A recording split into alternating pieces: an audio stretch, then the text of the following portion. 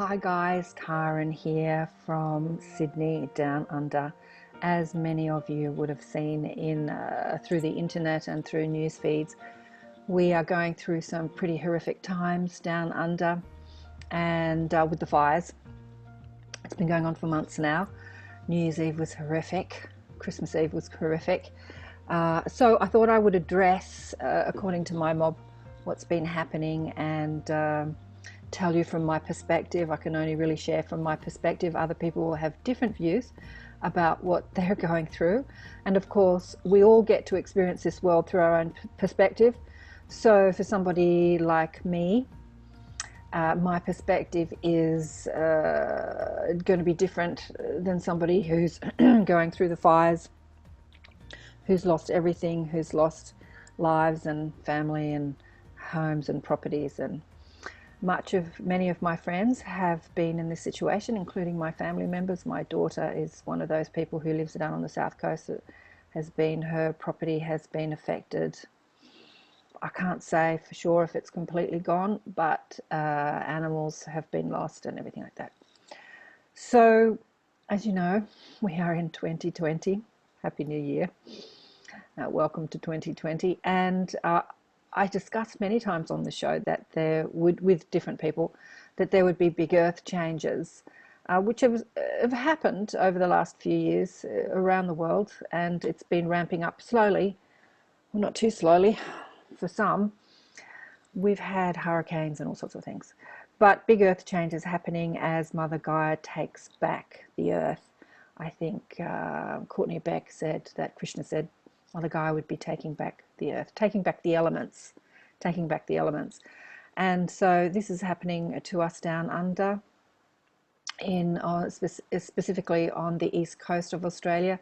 Mind you, if you look at the map of Australia, there are fires burning throughout the whole coastline of all of Australia.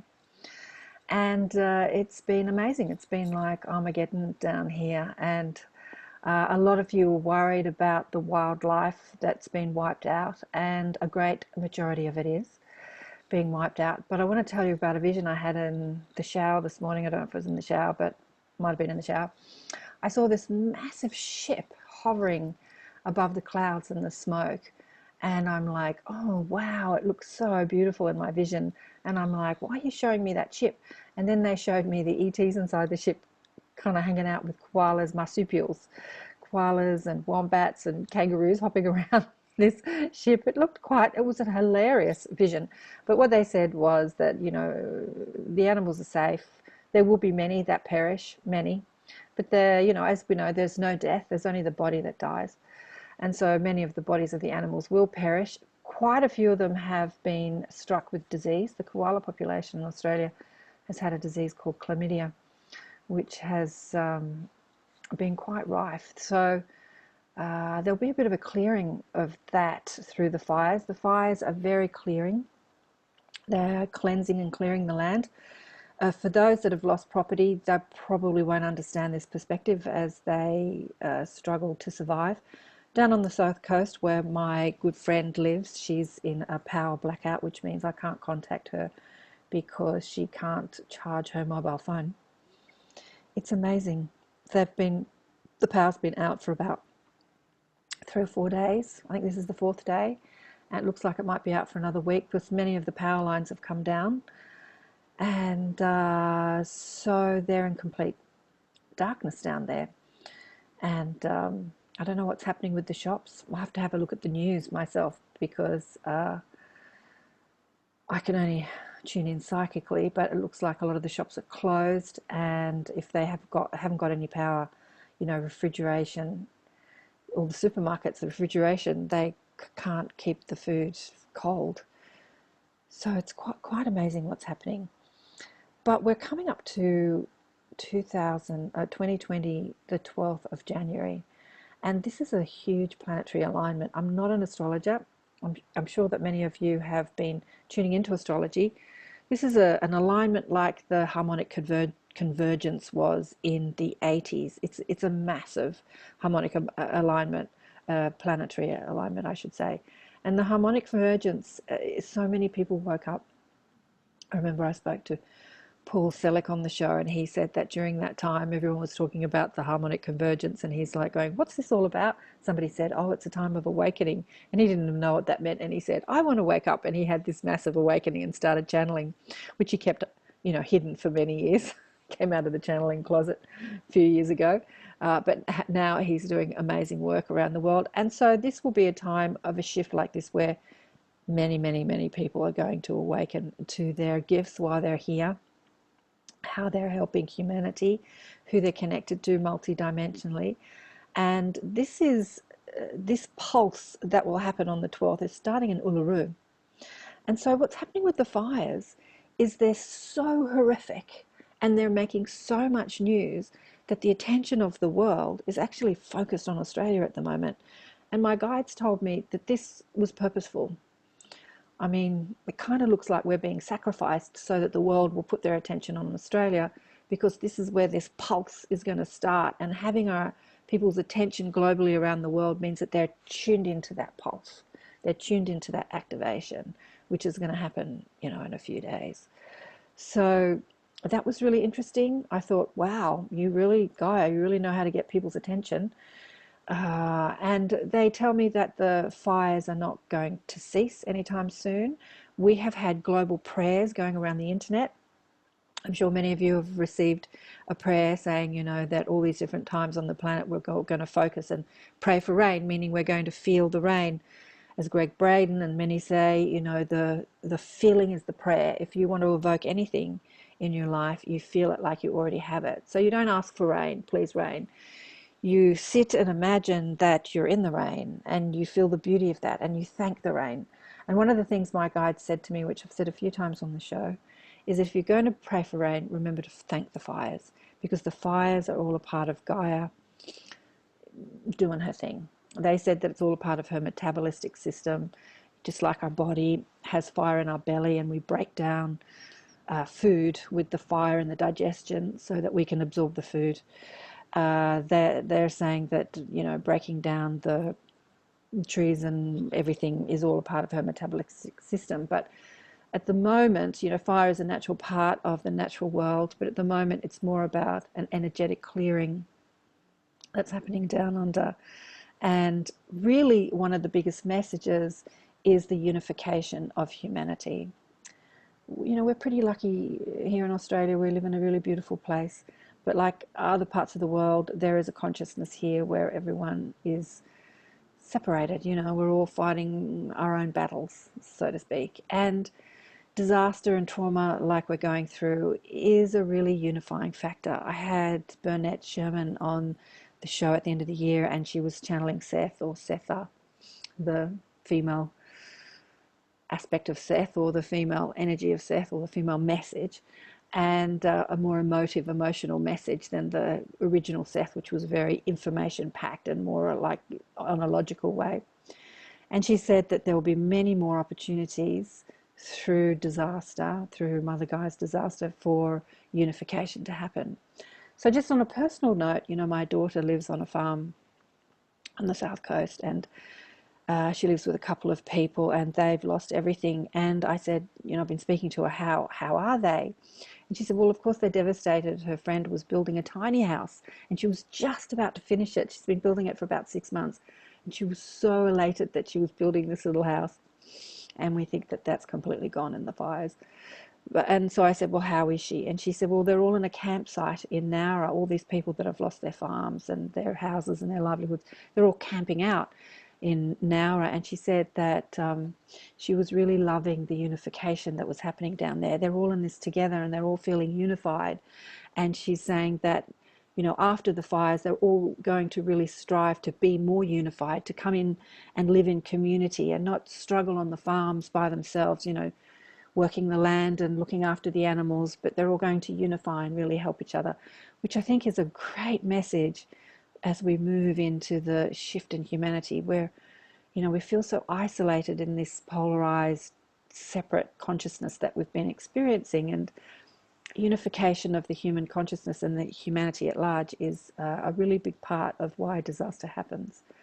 I think I've said many times on the show that there was a movie called oh, I can't remember it now, about an alien who came to Earth, who was going to destroy Earth. And he says to the human that he meets down here, I think Keanu Reeves plays him, you know, I've come to help Mother Gaia.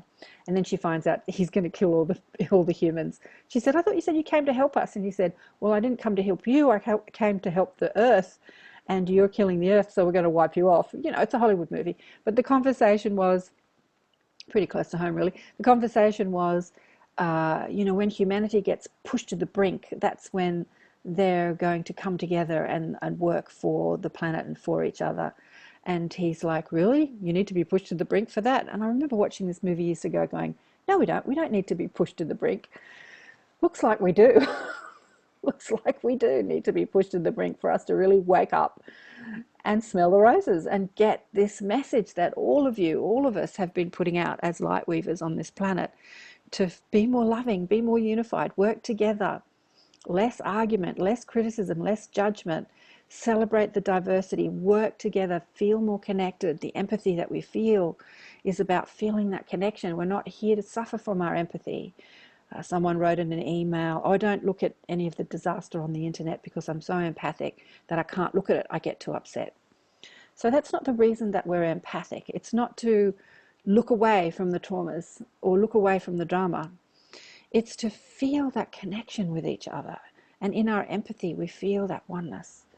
And yeah, sure, looking at destruction and trauma is emotive. It is horrific.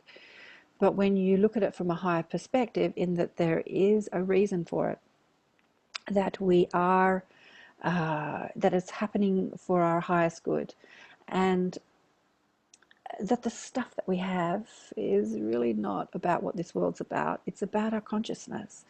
So houses can be rebuilt. I had a message from a sister of a friend of mine asking how my friend down south was doing. She's living up on the north. And she said, this Saturday, there is warnings that it's going to be a horrific 44 degrees Celsius. Look that up if it's in Fahrenheit. That's like way over 100.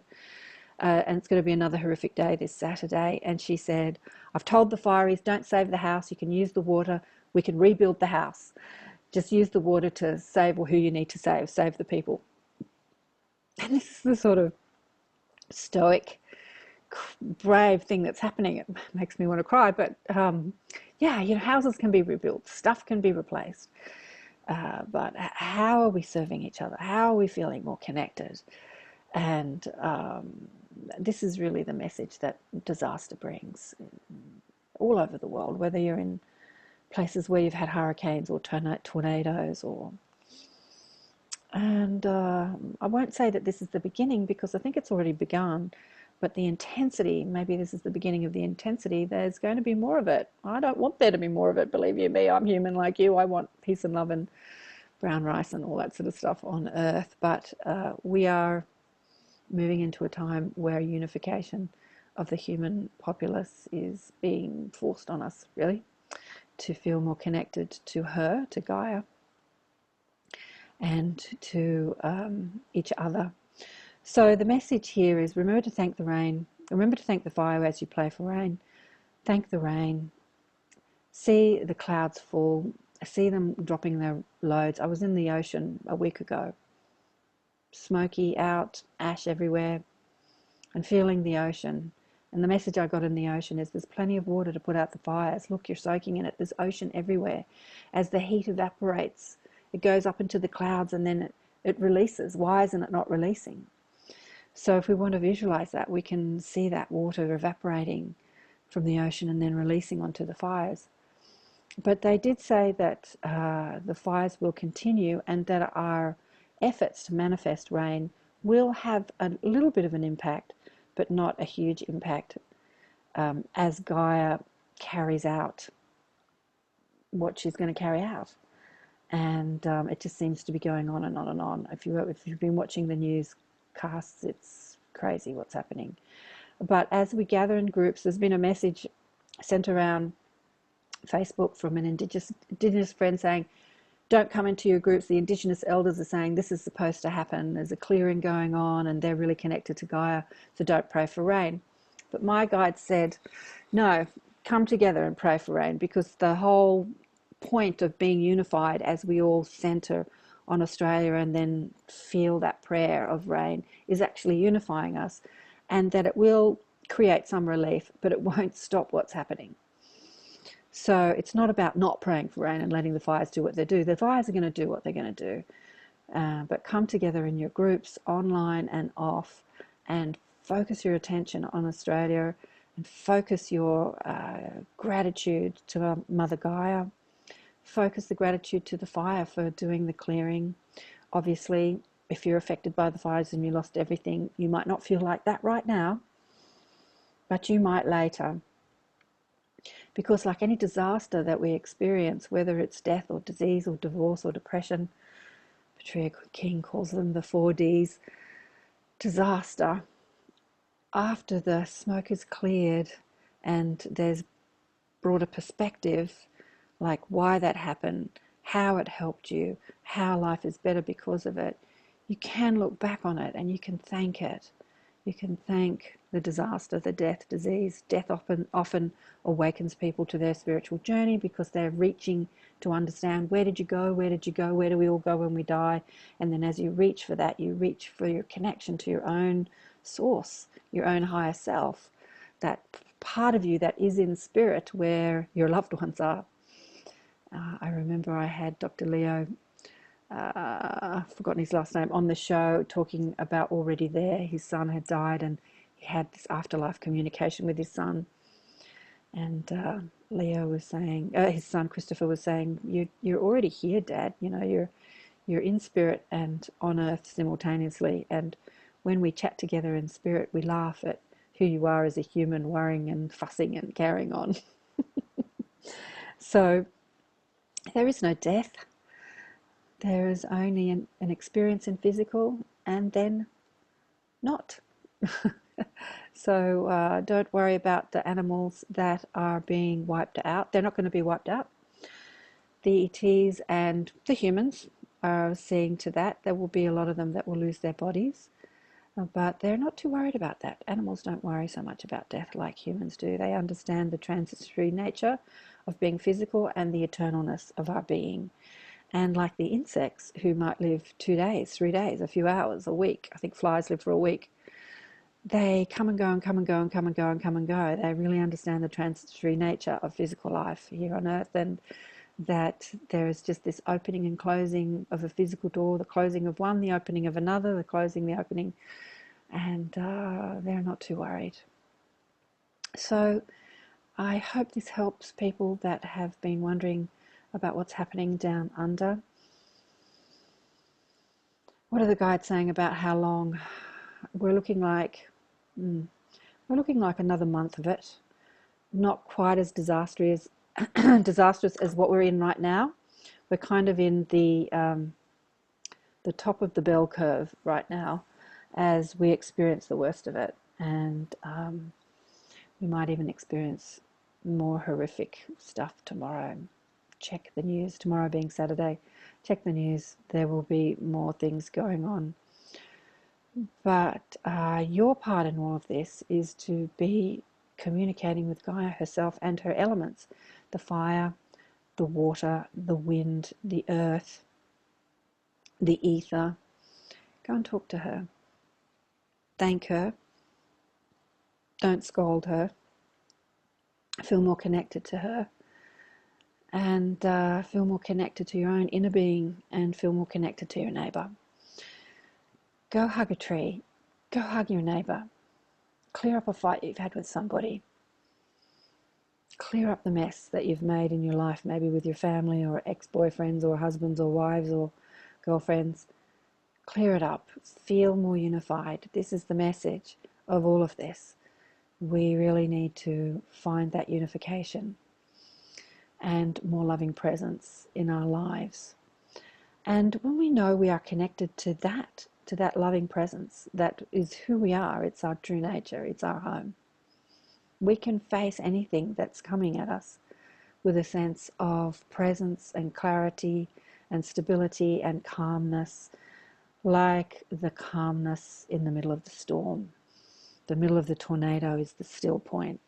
Be that still point as people around you in your life, in my life, go through their hurricanes, their traumas, be that still point, be in that calmness, be that connection to your source, and talk to your guides. What else do you want to say to people? They're saying, don't worry, don't worry, don't worry. You are loved, we are loved, we're there for you, we're helping you. They're saying, this is happening for you. All of it is happening for you. It's not happening to you. You'll understand this. They're saying, you'll understand this, you'll understand this. I think I told you about the vision I had of the ship and the ETs with the marsupials. It was hilarious. But they're revving up to, come out of the hidden closet, the ETs. And as Kevin Briggs said on the show, that might happen on the 1st of February in someone's reality, and in the collective reality there might be this disclosure, and for others there will not. What's really interesting about how we create our reality is even when something is standing right in front of you, staring you in the face, if you don't believe in it, you don't see it, you dismiss it, you say it's a figment of my imagination, it's not true. So we all get to create our own reality depending on how we flow our energy and what we think and believe. So even if there is disclosure on the 1st of February, there will be some people that say, oh, that's a load of rubbish, that didn't really happen. It's their prerogative to live the way they want to believe. But nothing shifts your perspective or your paradigm quite so much like disaster. It really starts to shift you out of your thinking. I had a lovely time with my family just before Christmas. My brother had a open heart surgery a couple of years ago, and when you get your chest ripped open and 4 veins replaced and arm, you're kind of in this more humble state. But 2 years later, after the healing, he's kind of gotten back to his hard perspective of fighting the world. And it just amazes me how we can experience trauma and be humbled in the face of it and be grateful for the little things and then forget and go back into our default mindset of resistance and fighting everyone and criticizing everyone and standing strong to our point of view about how we're right about everything and everybody else is wrong. What does it take? What does it take to shift your perspective? It doesn't have to take this disaster. Just decide to change. Decide to be more in alignment with love and acceptance and less resistant and pushing up against what you don't like. Coming up on the show, I had a message that I was going to dedicate this year, probably not every show, but a lot of the shows, to the ET message and how they are helping us steward the planet and feel more connected to our empathy and intuition and to them. So it's so interesting. So many people have had ET experiences, but they call them angelic experiences. So they're talking to angels. They don't actually realize that they're talking to beings that are, well, we're all spirit having experience in density or in some form of physicality. So we're all spirit, but sometimes when we think we're talking to the Holy Ghost or an angel or God, we're actually talking to a higher dimensional being who is a spirit in another density or in another dimension. And that's going to be more revealed this year, that many beings that are talking to humanity through channelings are such beings that are here to help humanity shift in their consciousness and steward the planet better. So there's going to be a few conversations around that. Who have I got coming up on the show? I'm kicking off the show with Peter Smith, who's a hypnotherapist, worked under Michael Newton. I'm going to talk about his life experience and what his clients have been saying under hypnosis, a bit like Albert Weinman does. Peter is an Australian down under, and he's had many, many clients channeling their broader perspective and past lives, and we'll hear what messages have been coming through his clients. And then Penny Kelly's coming back on the show. She's going to talk about her communication with her ET family. She hasn't talked a lot about that. She's talked about the men in brown robes, the little men in brown robes, which are obviously ET beings, but she's going to come back and talk about that. And I've got so many people booked in. I've spent the beginning of this year and the end of last year booking people in for the Inner Sanctum and the show. And I've got a couple of women, English women, coming on. One is Annette, one is Zoe, who have had this experience with these beings that call themselves Chon. I thought she was saying Tron, but it's CHON, and it stands for carbon, hydrogen, oxygen, nitrogen. Anyway, they're very scientific beings, but they are higher consciousness spirit beings who came and hung out with them like full on in 2017 and gave them, downloaded all this stuff. And they're just starting to get those messages out now, because it's kind of strange when ET beings, or beings that you don't know who you're talking to, one could see them, one couldn't, one could feel them and hear them, and then one could see them and feel them and hear them. And they both have a really different perspective or experience with this same interaction. So I'm going to talk to both of them on the show, and it's going to be really interesting to hear the different perspectives, because we can all experience the same thing but take away different perspectives. But their messages are wonderful. They're wonderful.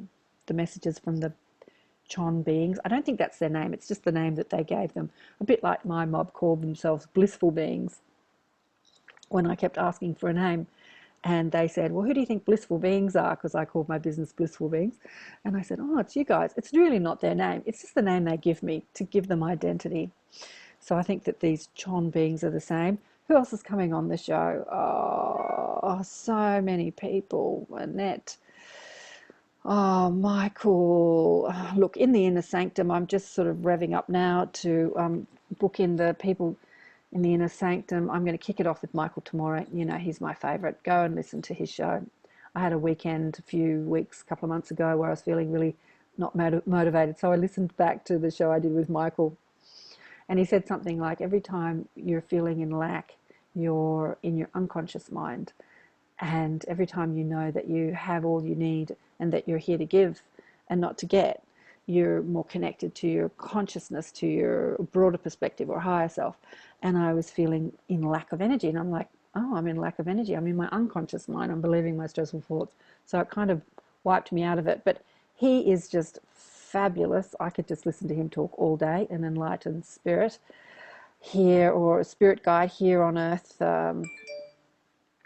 helping us with that, shifting consciousness. Blair Styra is going to come into the Inner Sanctum. These are the online groups that we do.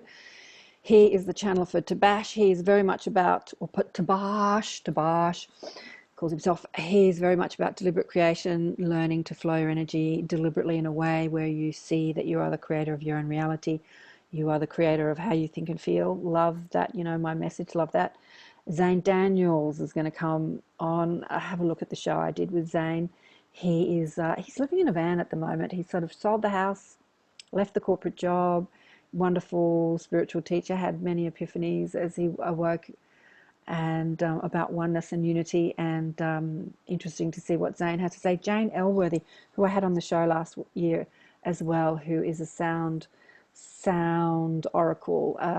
She sings the language of light. She's just beautiful. I love Jane. She's going to come into the Inner Sanctum and meet you all if you'd like to come in as well. Rob Schwartz is also coming in, who talks about our soul plan, how we plan our lives before we get here, which is something I'm going to talk about with the girls, Annette and Zoe, too, because the Tron beings talked about how we plan everything and there's no free will, which is a kind of interesting conversation, because it's not the conversation many people have, because they say we plan and there is free will, but they've got a different perspective, which we're going to nut out. Belinda Womack's coming into the Inner Sanctum. She channels the 12 archangels. She calls them the 12 archangels, but they're really infinite. There's really not clumps of archangels. But as humans in these linear mind perspective, we need an identity to grasp onto. And so they've given themselves identity, like Archangel Michael and Metatron and Ariel and Raphael and Uriel and blah, blah, blah. One of the things she said on the show was that one of the archangels is Mother Gaia. So again, as we're looking at the disasters, speak to the archangel Mother Gaia. Of course, the consciousness of Gaia is that angelic, is that consciousness that of an archangel. And many of the other planets. Who else? Kevin Briggs, Penny Kelly. Hope to get Mary Rodwell and maybe Jim himself. I haven't asked him to come into the Inner Sanctum.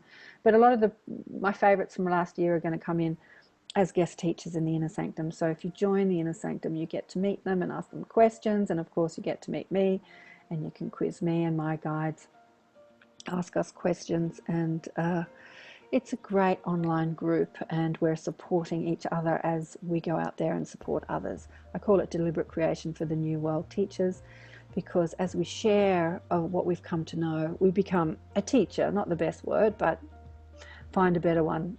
Healer, teacher, light weaver, light worker, difference maker. There's so many labels we can give ourselves.